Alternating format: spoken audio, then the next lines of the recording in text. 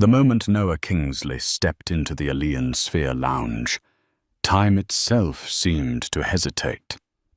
Outside, JFK Airport buzzed with chaos, boarding calls echoing, suitcase wheels grinding against the floor, and the weary hum of delayed flights. Inside, it was a different world entirely, a sanctuary of silence and polite whispers, imported orchids, and the scent of Italian leather, polished by money so old it had forgotten its origin. No one in that room knew that the quiet black man standing by the window could, with a single phone call, erase their entire world from the balance sheets of history. To them, he was just another well-dressed traveler, tall, composed, polite, unassuming. But beneath that calm exterior was the mind of a predator disguised as prey. Noah Kingsley, 41, was not born into the empire he now ruled. He had built it himself, brick by digital brick, while the men sipping $200 scotch nearby were still debating whether artificial intelligence would truly revolutionize logistics. It had, and he was the one who made it happen. As the founder and CEO of Ethereum Dynamics, Noah had transformed predictive energy modeling into a $1 trillion revolution. Governments called him a pioneer. Competitors called him ruthless. But he called himself necessary. Tonight's flight was not just another business trip. It was a disguised victory lap. In less than 24 hours, he would sign the acquisition of the Beaumont Group, a century-old European conglomerate that owned everything from private airlines to rare mineral mines. Soon, all of it would bear his logo. Yet as he gazed at the blinking runway lights against the dusk, a familiar chill settled in his chest, the weight of invisibility. He had been here before, in rooms where respect arrived late, in meetings where competence was doubted for no reason other than the color of his skin. He had learned to turn their condescension into a weapon, like a chess player letting his opponent believe they were winning. Adjusting the white gold cufflinks on his wrist, elegant, understated. He glanced at his watch. Flight 372, Global Alien Airways, the very airline he was about to purchase. The irony made him smile faintly. He had chosen to fly commercial on purpose. No assistance, no press, no display of power. He wanted to experience the company from within, to observe how it operated, how it treated people, and where arrogance lived in the smallest gestures. At Gate 17, the first-class passengers were beginning to line up. Noah stood still, phone in hand. On the screen, his digital ticket glowed with one clear line. Seat 1A, VIP class. To him, it was just a number. To the world, it was a test. The check. An agent barely looked up. Passport, please? He handed it over calmly. She scanned it, smiled politely, the same professional warmth she had given to the elderly couple ahead of him, perhaps just a little softer. In her eyes, he was simply another wealthy traveler on vacation. That assumption wouldn't last long. As Noah walked down the jet bridge, the air changed, colder, carrying the metallic tang of machinery. Each step echoed with the weight of decisions that had once reshaped entire industries. He didn't yet know that in a few minutes, this narrow passageway would become the boundary between dignity and humiliation. Inside the cabin, a golden glow fell over champagne glasses and soft cashmere blankets. Passengers murmured in half whispers, half boasts about hedge funds and ski chalets. At the door stood Tessa Marlowe, the 40-ish head flight attendant, her smile sharp as a blade, posture perfected by thousands of hours serving the elite. "Welcome aboard, sir," she said, her eyes scanning him with practiced precision. Suit, watch, skin tone. There was the briefest flicker of hesitation. He noticed. He always noticed. "Noah Kingsley, seat 1A. She gave a slight nod, lowering her voice by half a tone as she gestured him inside. The VIP cabin was immaculate. White leather seats, ambient lighting, an atmosphere of complete control. Noah set down his briefcase, loosened his tie, and leaned back. His body relaxed, but his instincts did not. Years in business had taught him that imbalance always began in silence. Then he heard it, a voice near the front of the cabin, loud, sharp, dripping with outrage and entitlement. "This must be a mistake. I always sit in seat 1A. Noah turned his head. A man in his 60s stood there, face flushed red more from ego than age. Charles Whitford, a name Noah recognized from the acquisition files, a minor board member of the very conglomerate he was about to buy.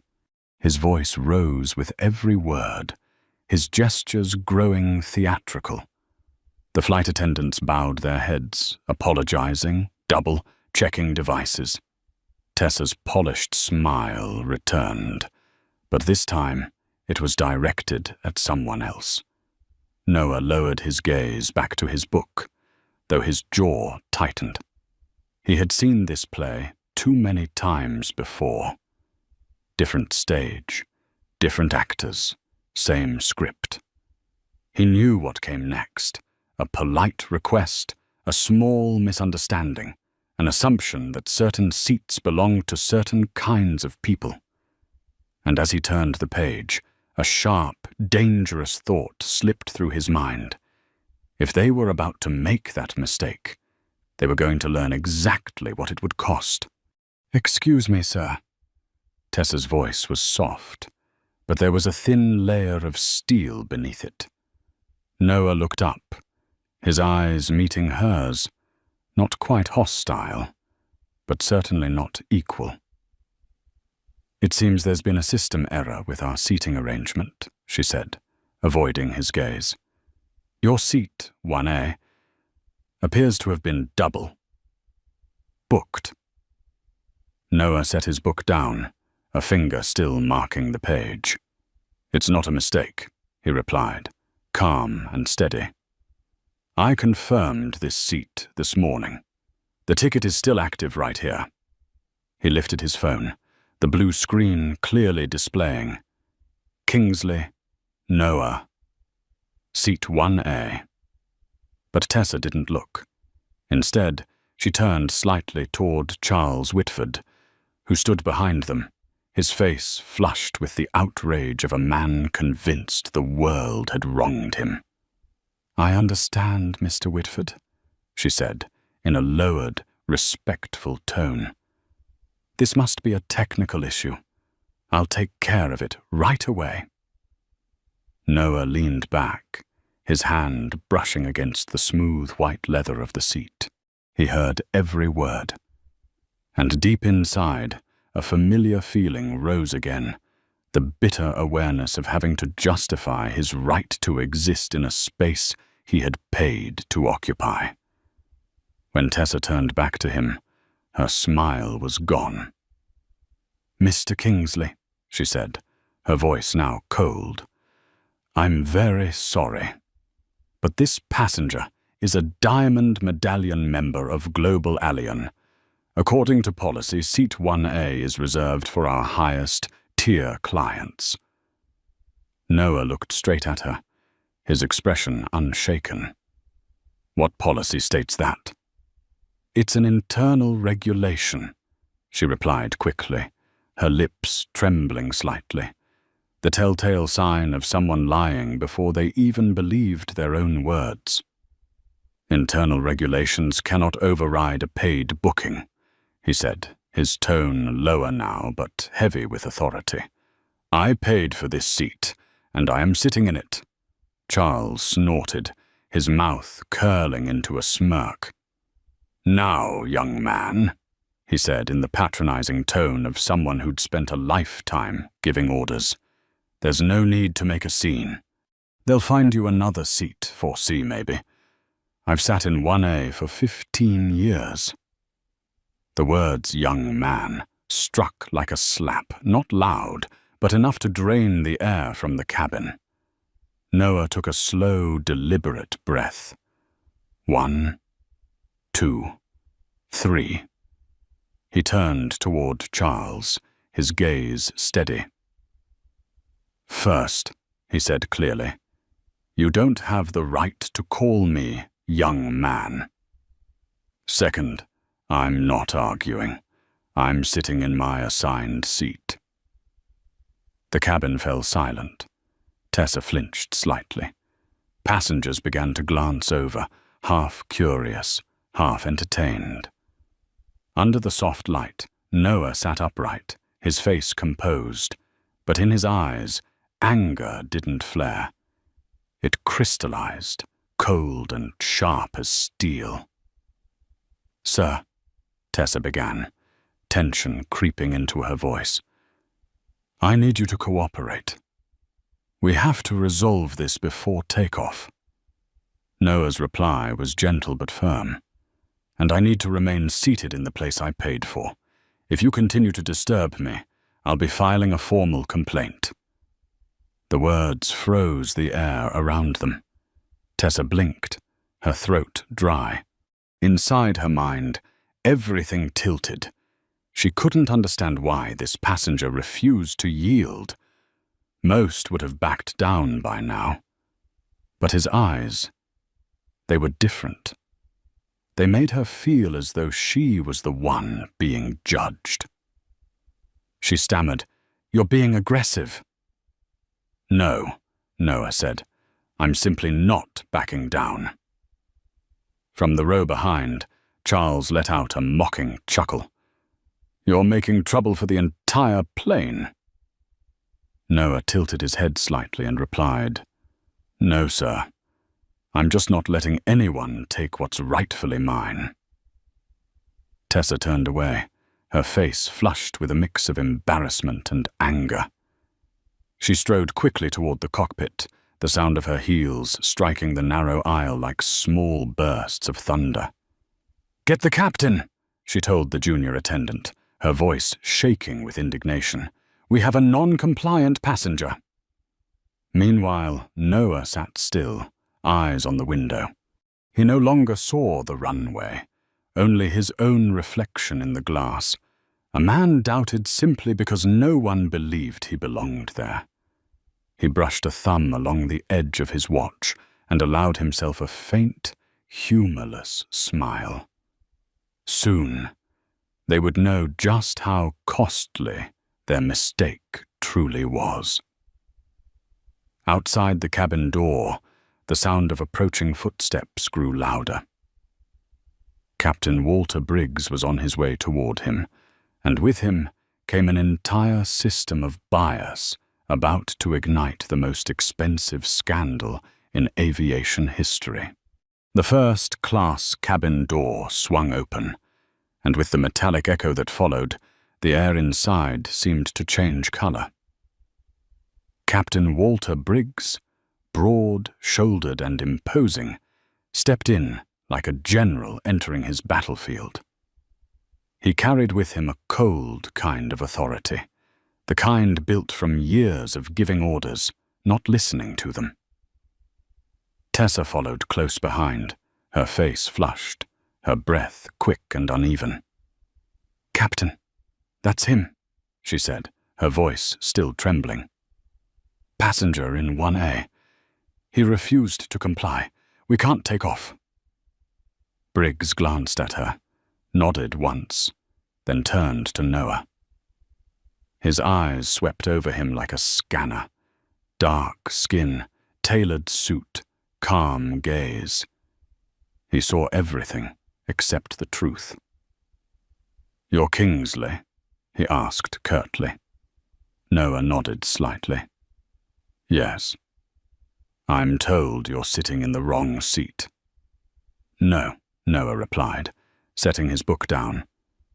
"I'm sitting exactly where I paid to sit." Briggs folded his arms. "We have a priority passenger who needs that seat. I'm asking you to move to 4C, or you'll have to deplane." The silence that followed was sharp, almost physical. Every pair of eyes in the cabin turned toward the two men, one accustomed to giving orders, the other to running entire industries. Noah looked up, his voice calm but resonant enough for everyone to hear each word. "Captain Briggs, before you make a decision, perhaps you should check your passenger manifest. My ticket clearly states seat 1A. It's possible your staff made an error." Tessa inhaled sharply, ready to interject, but Briggs raised a hand to stop her. He didn't check. He didn't need to. In his mind, what he saw wasn't a system error. It was a man who didn't know his place. "Listen," Briggs said, his tone dropping like a verdict. "I'm responsible for this flight. When I tell you to move, you move. If not, I'll have to ask you to leave." A long beat passed. Noah slowly stood up. The movement wasn't submission, it was a warning. Taller than the captain by nearly half a head, he looked him straight in the eye, unblinking. "Before you ask me to leave this plane," he said, each word precise and cutting like a sharpened blade, "let me make one thing clear. Your flight attendant lied. She never checked the system and falsely accused me of being aggressive. You never asked me a single question before giving an order. You simply listened and judged." Briggs clenched his jaw. The air grew thick, heavy. "We have procedures, Mr. Kingsley. And procedure says—" "No," Noah interrupted, his voice low but unwavering. "Every procedure is meaningless when it's driven by prejudice." The words made Briggs falter for a moment. This was no longer the protest of a passenger. It was the declaration of someone whose authority matched, perhaps exceeded, his own. From behind, Charles Whitford scoffed. "Enough of this. Get him off the plane, Captain. People like that don't belong in this cabin." Tessa shifted to the side, avoiding Noah's gaze. Briggs took a deep breath, his eyes turning cold.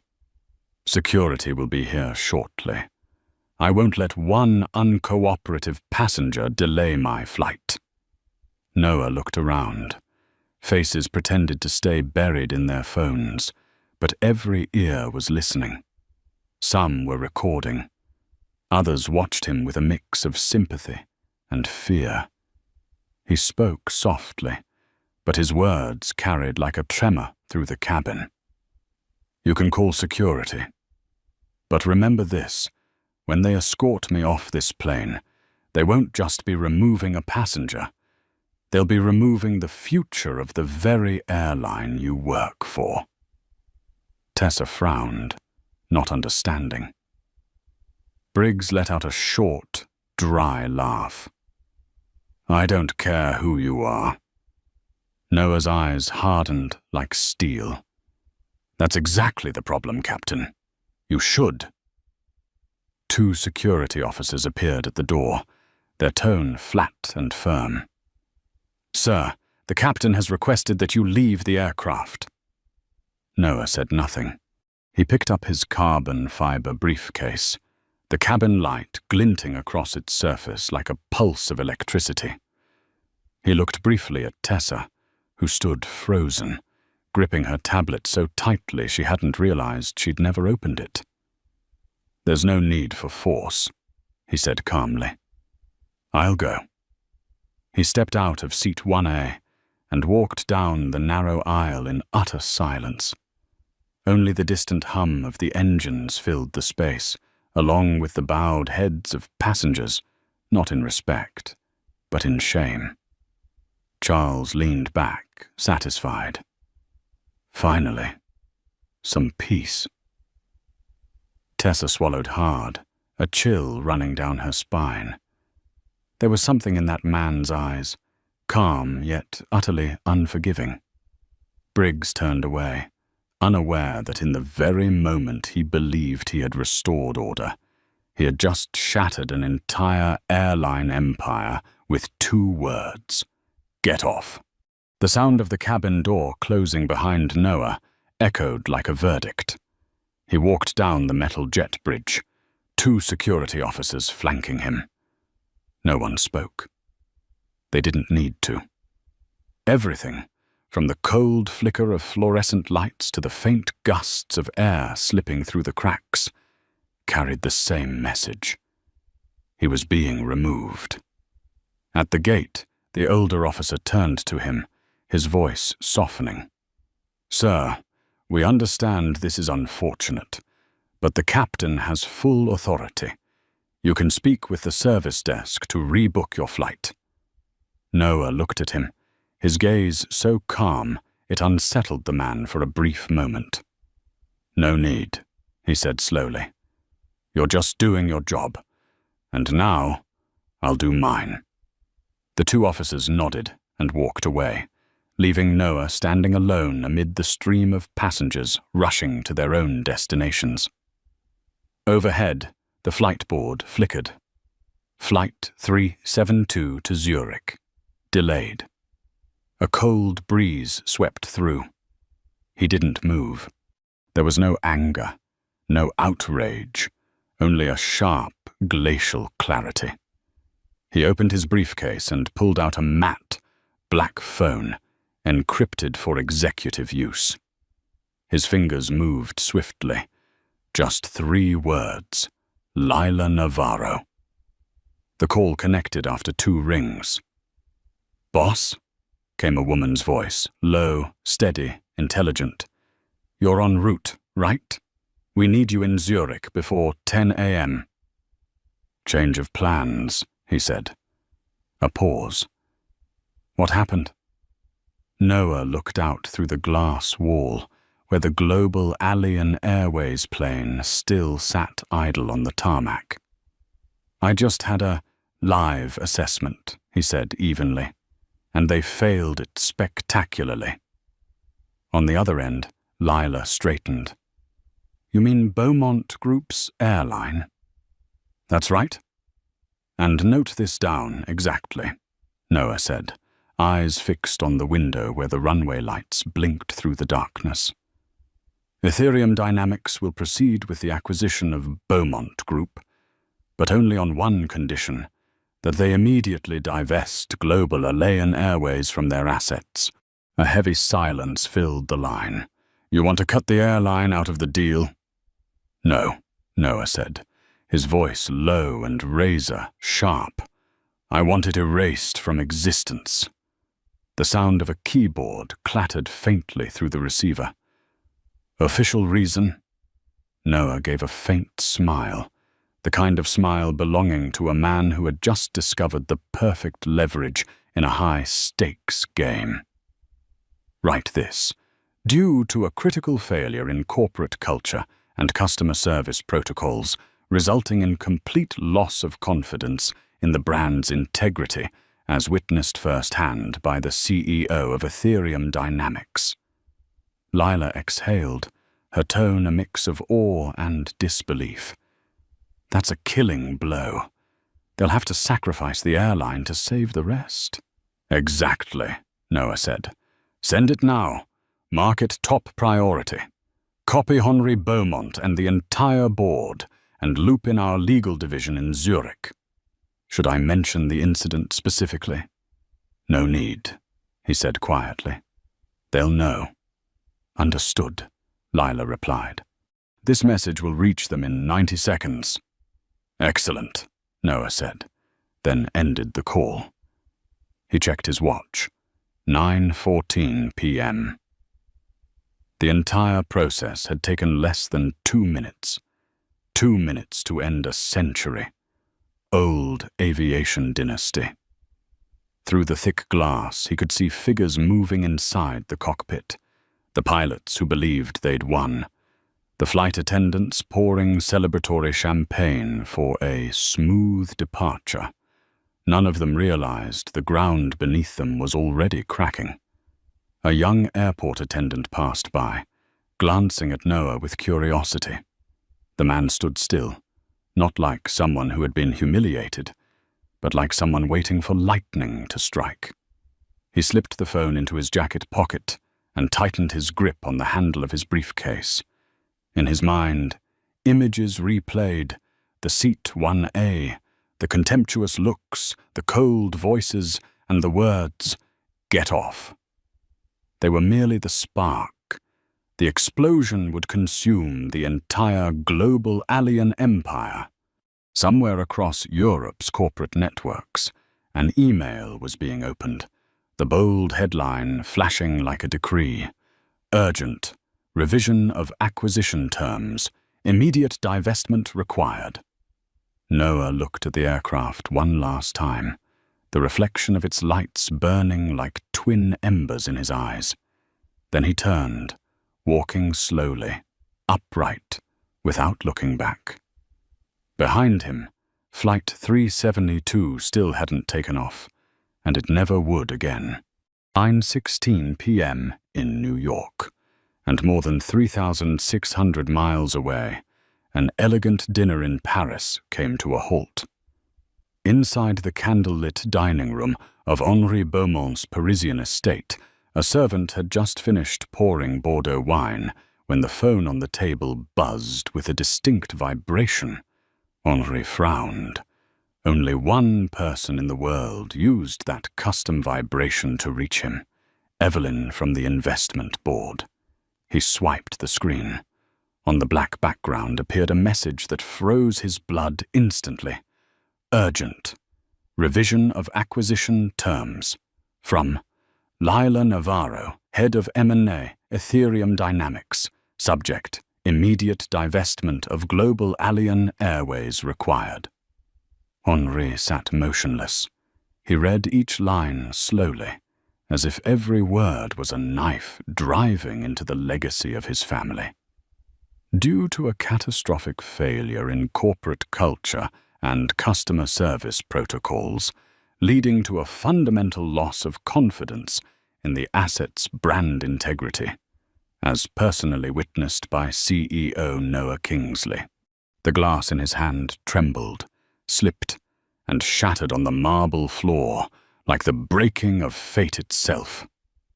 "Robert!" he shouted, calling for the man who oversaw the airline operations in London. "Get me Robert Grant, right now." Robert Grant, 49, CEO of Global Alien Airways, was loosening his tie, ready for bed, when his phone began to ring relentlessly. Henri Beaumont's name flashed across the screen. The voice from Paris came through hoarse with panic. "Robert, check your email. Ethereum Dynamics just delivered a blow." Robert opened his laptop.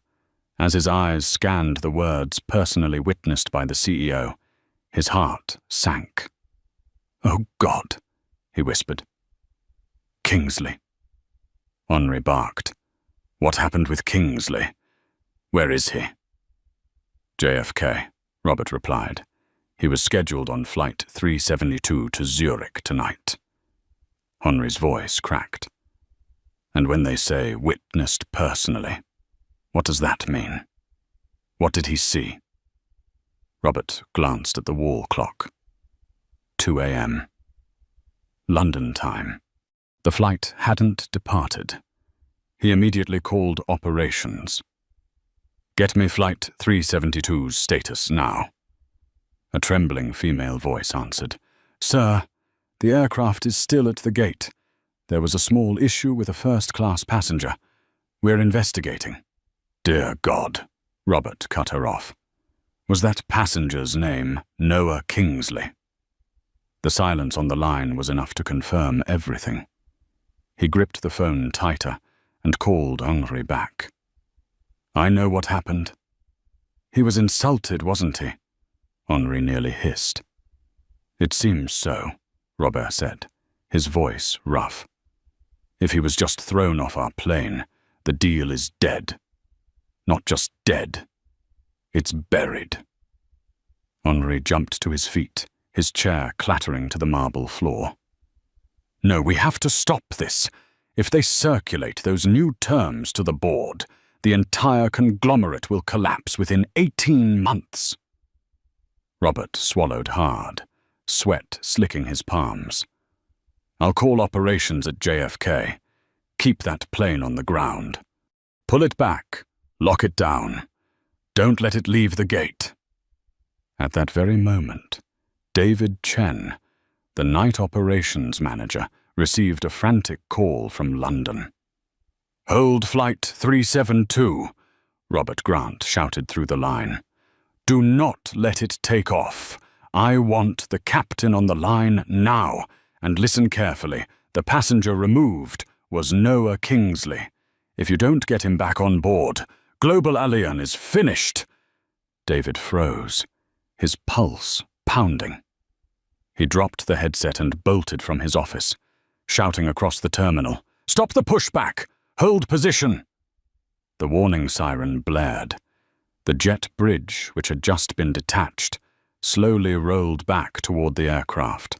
Under the bluish-white lights, sweat glistened on David's forehead.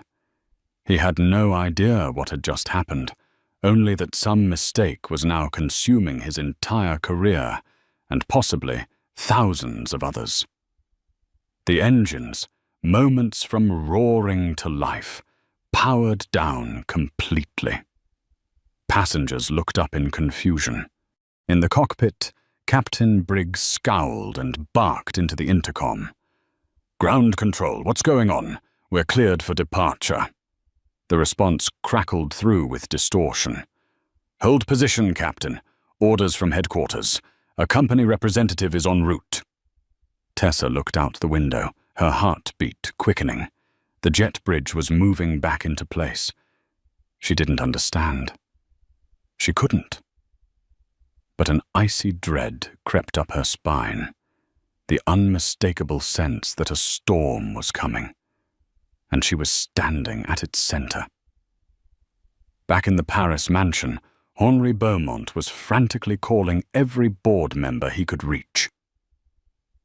"We lose the entire deal if we don't sever the airline within 24 hours, he said, his voice raw and desperate. "Noah Kingsley just turned our mistake into a weapon of mass destruction." In London, Robert Grant gripped his phone tightly, his eyes fixed on the radar display showing Flight 372. The word "delayed" blinked in red like an omen of doom. He exhaled a single sentence, quiet and broken, more confession than statement. "It's not that he's flying with us. It's that we're all falling into his hands." The cabin door burst open, slamming against the metal wall with a sharp, echoing clang. Every head in first class turned, and then the room fell into absolute silence. A man in a wrinkled suit, drenched in sweat and gasping for breath, stormed inside. It was David Chen, the night operations manager at JFK Airport. His voice cracked as he nearly shouted, "Captain Briggs, who gave the order to remove that passenger from this plane?" Captain Briggs turned, frowning. "Who are you? We're about to depart." "Depart?" David cut him off, his voice shaking with fury. "You just threw off the one person this company could never, ever afford to touch." The cabin went still. The only sound left was the hiss of the air conditioning, carrying with it the cold metallic scent of fear. Tessa froze, her hand still gripping the tablet on her wrist. Her lips trembled. What's going on? David spun toward her, his eyes wild not with anger, but with something far worse, panic and despair. You just threw Noah Kingsley off this plane. The name hit the cabin like thunder. Passengers glanced at one another, some gasping under their breath. Tessa took a step back. No, that's impossible. He lied. I checked. David's voice rose, raw and furious. You didn't check anything. He pulled out his phone and thrust the glowing screen toward her. He's the CEO of Ethereum Dynamics, the man buying out the entire Beaumont Group. And he just sent an email demanding Global Alien Airways be removed from the deal because of you. He owns the future of this company. Tessa's face went pale. Briggs stood frozen, his mouth open, but no words came out. David's chest heaved as he turned to the captain. And you, Captain Briggs, you just signed the death warrant for this entire airline. Do you even understand what that means? Wait, Briggs croaked, his voice trembling. I was just following procedure. He refused to comply. David slammed his hand against the seat, the sound reverberating through the cabin.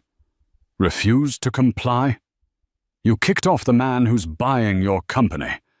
A man holding a $43 billion acquisition in his hands. Briggs staggered back as if struck in the chest. The large man swayed slightly, his eyes wide, lips trembling. No, that can't be, Tessa whispered, barely audible. I just thought there was a mistake. Mr. Whitford is a frequent flyer. David turned toward her, his voice breaking with disbelief. You chose to trust a familiar face and a familiar color instead of the data in front of you. You chose bias over truth. And now, you've destroyed this company for all of us. A chill rippled through the cabin.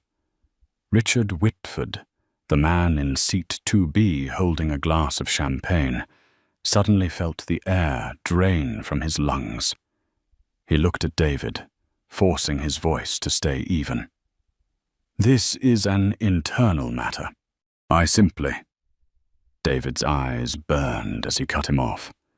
You simply thought you were entitled, didn't you? You thought your name was enough to make the world bow. And you were right. The world does bow, but not to you. Tessa stumbled back, her face colorless. Her trembling hands dropped the tablet to the floor with a hollow thud. David exhaled sharply, his voice now low and steady, almost mournful. Tessa Marlowe, under the authority of JFK Operations, you are hereby suspended effective immediately pending termination. Hand over your ID. She blinked, stunned. What? Why? I've worked for this airline for 23 years. And you just destroyed those 23 years in 23 minutes, David interrupted coldly, without a shred of sympathy. She covered her mouth, tears welling. But David had already turned away. Facing the cockpit, his tone hardened like steel. Captain Briggs, you are temporarily relieved of command. The first officer will taxi the plane back to the gate. You and your crew will remain on board for the investigation team from headquarters. Briggs didn't argue. He just stood there, hollow-eyed, gripping his captain's hat as if it were the only thing left of his career. David looked around the cabin. Every passenger was silent, the same people who had once nodded in agreement now avoiding his eyes. His voice cracked as he spoke. This flight is officially cancelled. Everyone off the plane. Whitford began to protest, but one look from David silenced him instantly. In that moment, the entire structure of authority, captain, attendants, elite passengers, collapsed under 2 words: wrong person. As passengers began to disembark, David stood motionless in the empty cabin, his gaze fixed on seat 1A, the white leather still faintly indented where Noah had sat. He drew a long breath. There, in that silence, he realized he had just witnessed not only the downfall of a flight, but the fall of an empire. 3 a.m. A small interrogation room, buried deep inside Global Alien Airways Operations Center at JFK, blazed with harsh fluorescent light. No windows, no clock. Only the cold metallic scent of the air and the suffocating stillness of something sealed shut, like a coffin lid.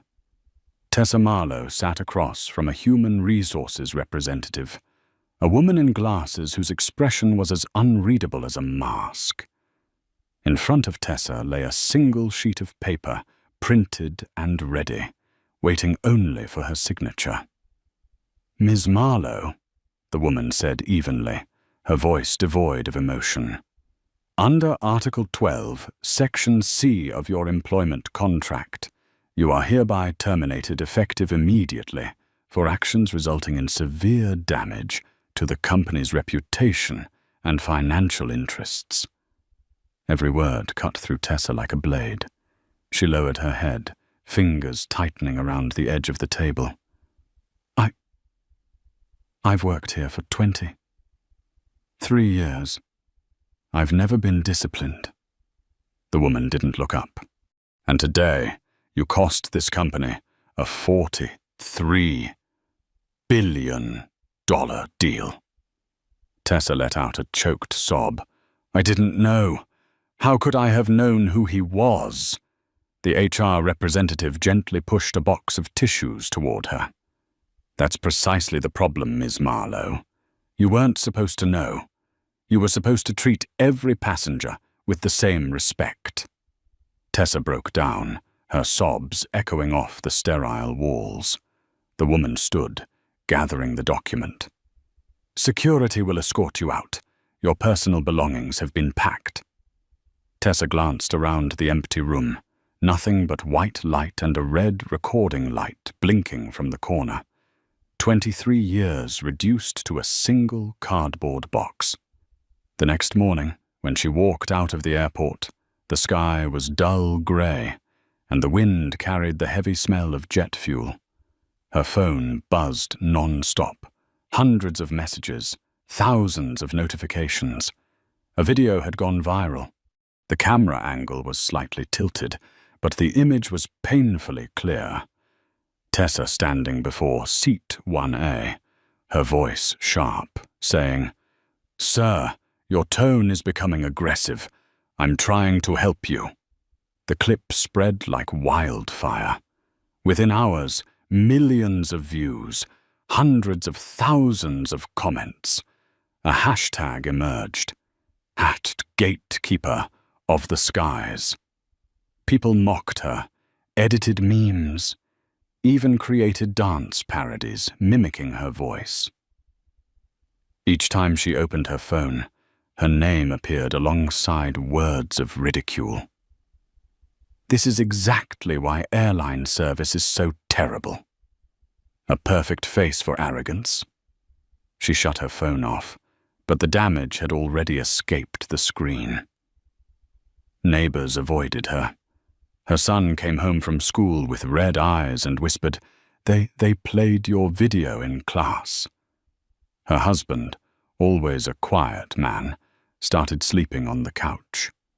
The house grew as cold as an empty airplane cabin. A month later, Tessa began searching for work. She sent dozens of resumes, interviewed at smaller airlines. At first, things seemed promising, until the interviewer opened a laptop, typed a few words, and their expression changed. "Oh, you're that person." Each interview ended with a polite handshake and a cold smile. 23 years of experience couldn't save her from 5 minutes of prejudice. 7 months later, she was working at a supermarket in suburban New Jersey.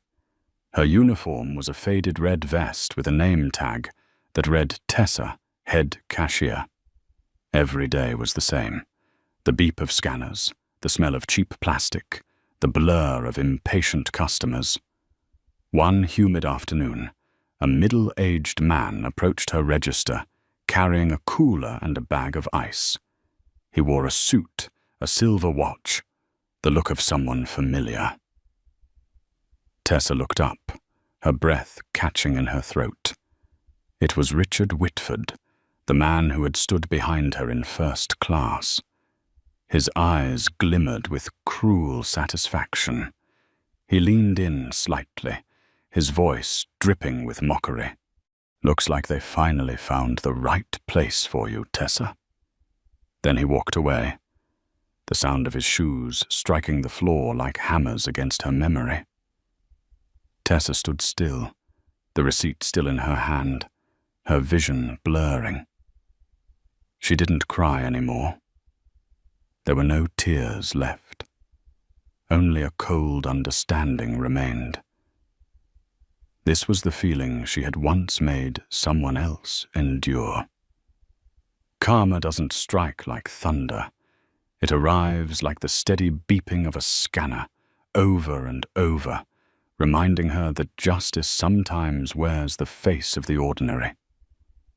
Meanwhile, in Washington, D.C., an FAA investigation had begun. The next person to sit in that same interrogation room would be Captain Walter Briggs. But for him, punishment would not come through headlines or viral clips. It would come through silence, the very thing he had once mistaken for power. And somewhere above the clouds, Noah Kingsley was still flying. Not through the sky, but over the ashes of those who once believed they could command him. Not long after Tessa's video went viral, another room, 300 miles to the south, was bathed in the same harsh white light. On the wall, the emblem of the FAA glimmered faintly, like a seal of justice. Captain Walter Briggs sat across from 3 investigators. They didn't raise their voices. They didn't need to. They simply played the recording from the cockpit and the footage from seat 1A. His own voice echoed back through the speakers, flat and emotionless. "Now, gather your things and move to 4C, or I will have you removed from my aircraft." Then came Noah's voice, deep and calm, so controlled it was colder than anger itself. "You have boarded your own aircraft, sided with a man who is making a baseless claim, and threatened to remove a paying customer, all because you are worried about a 5-minute delay." When that last sentence played, Briggs lowered his head. One of the investigators spoke, his tone measured but firm. "Captain Briggs, in the 30 seconds you spent arguing with that passenger, you could have verified the ticket information. Why didn't you?" Briggs said nothing. There were no procedures left to hide behind, no orders to obey. Only one truth remained: arrogance. He left the room with his pilot's license still intact, but there were no flights waiting for him. Every major airline kept their distance, avoiding the name Briggs as if it were a permanent stain. Months later, he received his only offer from an old cargo company called Air Hall Express. From first-class cabins and champagne to overnight medical shipments in cramped cockpits, he fell into the mechanical heartbeat of a dying engine. His new co-pilot, Gus, a stocky man with grease-stained hands and a thick moustache, greeted him with one sentence. "Here, we don't have passengers to humiliate, Captain. Just cargo to deliver. And tonight, that cargo is you." Briggs didn't respond. He simply nodded, put on his headset, and stared through the scratched windshield. Above them, a dreamliner streaked across the sky, leaving a glowing trail like a scar carved into the darkness. Gus chuckled hoarsely. "See that, Frank? That's the world you used to belong to.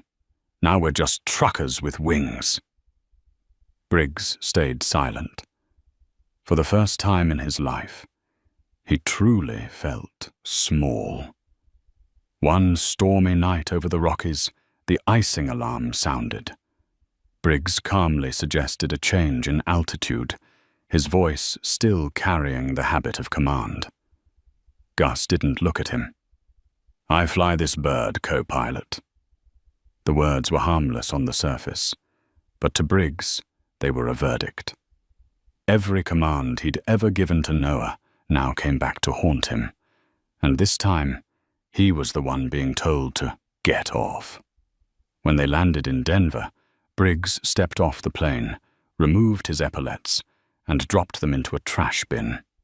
He walked away from the sky forever. Meanwhile, in London, Richard Whitford sat in the boardroom of Sterling Price Holdings, facing 12 board members.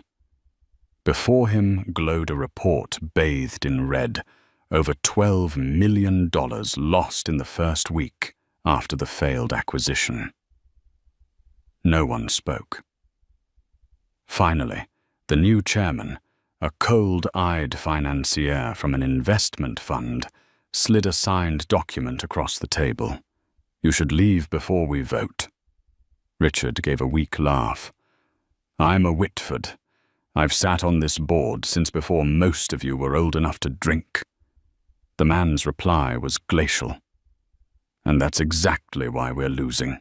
The world has changed, Mr. Whitford. You haven't." No one escorted him out. He left the building like a ghost, his phone silent. No calls coming in. A month later, the charities that once proudly listed his name sent polite letters of thanks, each with a quiet note at the end. "There's no need to return next year." He attended his annual gala, but those who once shook his hand now avoided his eyes, as if afraid to catch the contagion of disgrace. And the final blow came from within his own walls. His son, the heir he had groomed for decades, was terminated in a restructuring led by the new board. The Whitford family, once a symbol of the old order, was erased from relevance by a single flight and a single line. Some people just have to learn the hard way. Richard finally understood. He had learned, but far too late, and the cost was an entire legacy. In Zurich, inside a glass-walled conference room on the 42nd floor, Noah Kingsley signed the final documents, completing the acquisition of Beaumont Group, without the airline attached.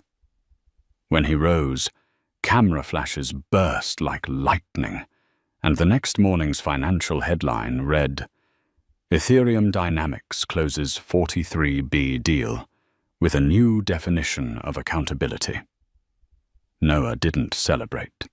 He simply turned toward the vast window, where planes looked like tiny insects lifting into the Swiss sky, and thought, the old world has fallen, and this time no one can buy it back. 3 weeks later, Zurich was drenched in sunlight. The 42nd floor conference room of Ethereum Dynamics glowed under the reflection of the lake outside. Floor-to-ceiling glass walls framed the horizon, a symbol of the vision Noah Kingsley had just reclaimed. The international press conference was underway. Reporters filled every inch of the room, cameras flashing and lenses focused, waiting for the CEO who had just shaken an entire European conglomerate to speak. Noah stepped up to the podium. No tie microphone, no LED screens behind him. Just him, standing tall, composed, the morning light glinting off the glass floor beneath his feet like a halo of quiet authority. The acquisition between Ethereum Dynamics and Beaumont Group, he began, his voice steady and resonant, has been officially completed. But we did not just purchase assets. We are redefining a concept, accountability. He paused, scanning the room. In this era, companies do not collapse because of numbers. They collapse because of culture. Because arrogance hides behind procedure, and prejudice disguises itself in polite language. The room fell completely still. Noah continued, his voice calm but deliberate. We are calling this new initiative the Alaean Accountability Fund. It was born from an extraordinarily costly lesson, one that I witnessed firsthand on a flight I'm sure you've all heard about. A ripple of murmurs moved through the crowd, then faded. Noah gave a faint, almost wistful smile. I will not mention any names. History has already written that part. But I will say this. Justice is not punishment. It is transformation. The screen behind him came to life, displaying the fund's core initiatives. Full scholarships at Howard and Spelman for students studying business ethics and management. A partnership with MIT to develop an AI system that measures empathy index within internal communications to detect early signs of bias or abuse of authority. And a global leadership training program where CEOs must spend 70-ton-2 hours working anonymously at the lowest levels of their own companies. The room was silent. This was not a speech. It was a verdict rendered in civility, a new form of justice written into policy. Noah closed his notebook and looked directly at the front row, where the major investors sat in rapt attention. Do not mistake this for revenge, he said softly, his tone intimate, almost confessional. I am not taking revenge on anyone. I am simply giving the world back what it lost. Respect. As he stepped down from the stage, applause broke out. Not loud or frenzied, but deep and deliberate, like distant thunder rolling across the earth, steady enough to shake the ground beneath. That evening, a video spread across social media. It showed Noah Kingsley leaving the conference hall, stepping into the golden light of the Zurich sunset. A reporter shouted, "Mr. Kingsley, do you think you've won?" He stopped, smiled faintly. No, he said, I haven't won. I've simply reminded everyone that every seat must be earned through dignity, not privilege. Then he walked on, leaving behind the sunset spilling across the pavement like a ribbon of gold, a symbol of a new era, one led by those who were once underestimated, who learned to rise, to stay silent, and to triumph through wisdom. Late at night in Zurich, the hotel room was so quiet that the sound of wind slipping through the window frame could be heard. Noah Kingsley stood by the glass, a glass of whiskey shimmering in his hand, his gaze fixed on the sky. Far in the distance, the lights from the airport traced thin silver lines across the darkness, like the lifeline of fate itself. He wasn't thinking about the deal, nor the headlines calling him the man who made Europe kneel. He was thinking about one moment, the moment he rose from seat 1A, and the world decided he did not belong there. Now, that very seat had become a metaphor for an entire system, and he had broken it. Somewhere else, in a cramped apartment in New Jersey, Tessa Marlowe stood in line at the checkout counter of the very supermarket where she worked. She watched a manager, 20 years her junior, barking orders at the staff, his tone arrogant, detached. She smiled faintly, a sad, knowing smile. Every kind of power, she thought, comes with an expiration date. High above the Midwest night, a cargo plane drifted quietly through the clouds. Captain Walter Briggs sat in the jump seat, his epaulets gone, eyes following the dimming city lights below. For a fleeting moment, he saw something he had never truly seen before. The sky looks different when you no longer have your hands on the controls. And in London, Richard Whitford sat alone in his mansion, the ticking clock echoing through the room. On the television, a business report showed Noah Kingsley shaking hands with world leaders. Richard let out a bitter laugh. "He didn't steal my seat," he murmured. "He just took it back." Outside Noah's window in Zurich, another plane lifted into the night, its white contrail cutting across the sky like a stroke of light through darkness. Noah watched it rise, took a slow sip of his drink, and whispered, "Justice doesn't fall from the sky. It rises from the ground." From the perspective of a specialist in corporate culture and ethics, Noah Kingsley's story is not merely a tale of revenge in the skies, but a vivid illustration of how power evolves in the modern era. In that evolution, those who once believed themselves to be above are brought down, not by retaliation, but by truth. And the man who was once underestimated chose to respond not with fury, but with intellect. Noah did not destroy anyone. He simply forced the world to look in the mirror and recognize that every privilege has an expiration date. The justice he delivered was not loud. It was calm, precise, and impossible to escape. If you believe that respect is the foundation of all lasting power, press like to spread that message, and subscribe so you won't miss the stories that explore consequence, justice, and dignity.